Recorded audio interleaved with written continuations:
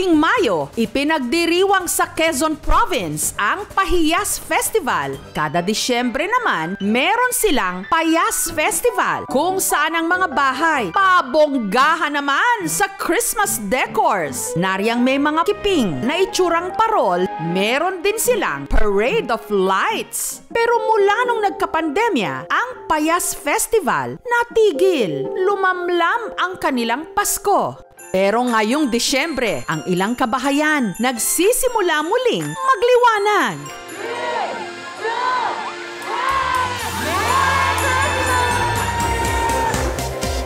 Dayo po tayo sa Lukban sa probinsya ng Quezon, kung saan ang ilang mga bahay hindi lang basta pinailawan, tinadtad ng sangkatutak na Christmas decors. Haliho kayo, pasukin natin ang kanilang Christmas houses. Ang nagpapaliwanag sa bahay ng pamilya Esperanza, umabot lang naman ng 10,000 Christmas lights. Kaya ang kanilang bahay tinawag na House of Lights.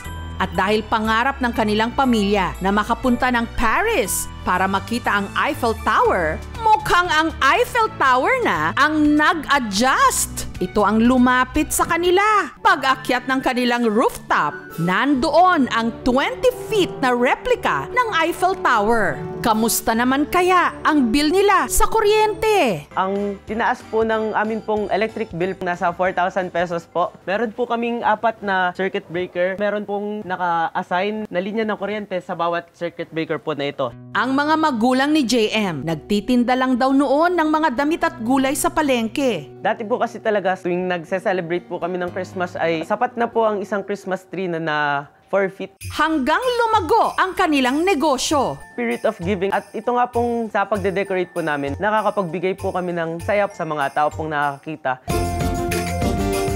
Maganda po, nagiging tourist spot. Tuwing nakakita po ako ng nagagandahan po or nagpapapicture po sa aming bahay, gumagaan po talagang kalooban po namin.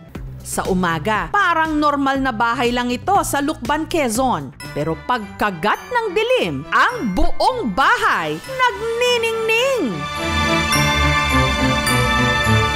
Meron itong maliliit na kapis lanterns na hugis bahay at mga bituing kumukuti-kutitap. Mahigit 100 ng tao raw ang nagtulong-tulong para lang mabuo ito. Sobrang nakaka-amaze kasi ang layo pa, nakakatch na yung attention ng tao. Akala namin restaurant, bahay pala sa... Nung nagkaisip kami lahat, talaga natatandaan ko, very fond memories. Ang Pasko, masaya kami, puro decorations.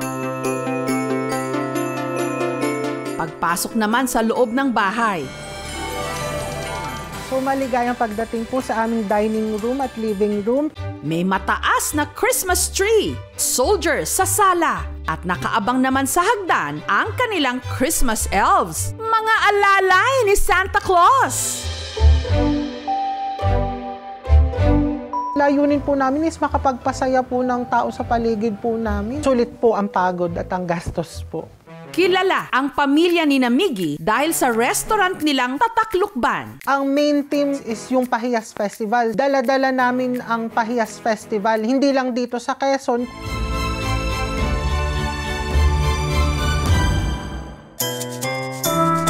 Sa garaheng ito naman ni Percy, ang nakaparada, Christmas soldiers din, si Santa Claus at Belen. Nakakataba ng puso, yung bang nakikita mo yung mga nagpapapictures. Ay, ang ganda, nakakaiyak nga kasi nga galing tayo sa pandemic.